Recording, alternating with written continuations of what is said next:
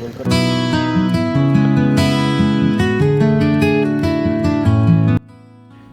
সকাল বন্ধুরা, তোমরা সবাই কেমন আছো? আশা করি তোমরা সবাই ভালো আছো। আমি শ্রাবন্তী। আমার নতুন একটি দিনে নতুন একটি শহরের বৃষ্টি ভেজা সকালের শুভেচ্ছা জানিয়ে আমি আমার ব্লগটি শুরু করলাম। সত্যি বলছি, না হাঁটতে এলে বুঝতে পারতাম না শহরের সকালটা এত সুন্দর হয়। আর এই সুন্দর মুহূর্তটাও তোমাদের সাথে শেয়ার করলাম। দেখো বন্ধুরা, কিভাবে বৃষ্টিটা এলো। ভাবলাম তোমাদের সাথে গাছ লাগানোটা শেয়ার করব। যা গাছ নিয়ে এলাম, ব্যাস ওপরে ছাদে নিয়ে চলে এলাম আর বৃষ্টি শুরু হয়ে গেল। বুঝছো, ঝাঁক বেঁধে বৃষ্টি হচ্ছে। কি বলি বলো, বাজে কিন্তু 12:30। আর এই টাইমটাই ঠিক বৃষ্টি হয়।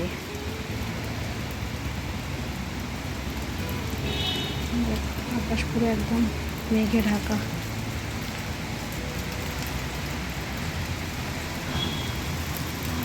এখন আর গাছ লাগানো যাবে না, ভাবছি একটু পরে এসে গাছ লাগাবো। চলো।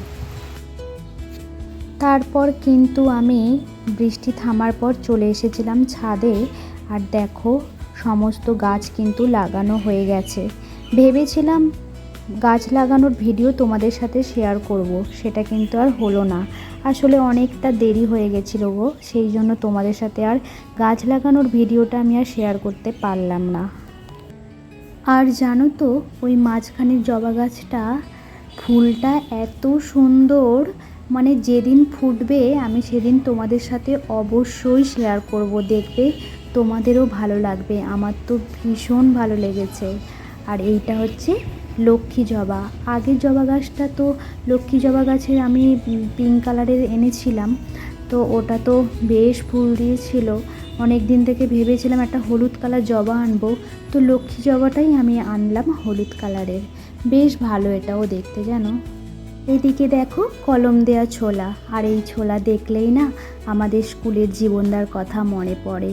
উনি যে এত সুন্দর চানা বানাতেন, সেই চানার স্বাদ আমি আর কোথাও পাই না। ভীষণ ভালো লাগতো গো খেতে।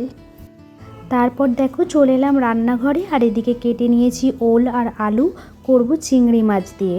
ওল খেতে আমি ভালোবাসি, আমার বর আবার ভালোবাসে না, তবে ওকে না বলে খাইয়ে দিয়েছি, যেন ও ভেবেছে ধোকা।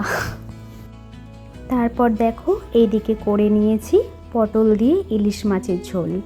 পটল দিয়ে ইলিশ মাছের ঝোল কে কে খেয়েছো তোমরা? আমাদের তো বেশ ভালোই লাগে। বেগুন দিয়েও ঝোল খাই, আবার পটল দিয়েও ঝোল খাই। বেগুনটা অল্প ছিল বলে তাই জন্য ভাবলাম পটল দিয়েই ঝোল করি। আর এদিকে করেছি বেগুন দিয়ে আলু দিয়ে বড়ি দিয়ে কুলপি শাকের তরকারি। খেতে যে এত টেস্টি হয়েছিল, আমার বড়ও কিন্তু বলেছে খুব ভালো হয়েছে তরকারিটা। আর এই শাকটা এনেছিল কিন্তু আমার দিদি বাবার বাড়ি থেকে, তাই ও আমার জন্য কিছুটা রেখে দিয়েছিল, ও এনেছে আমার জন্য।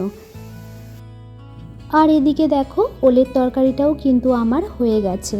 চিংড়ি মাছ দিয়ে করেছি, ভীষণ টেস্টি হয়েছে। আর এটা পুরো মাংসের মতো করেছিলাম, জানো।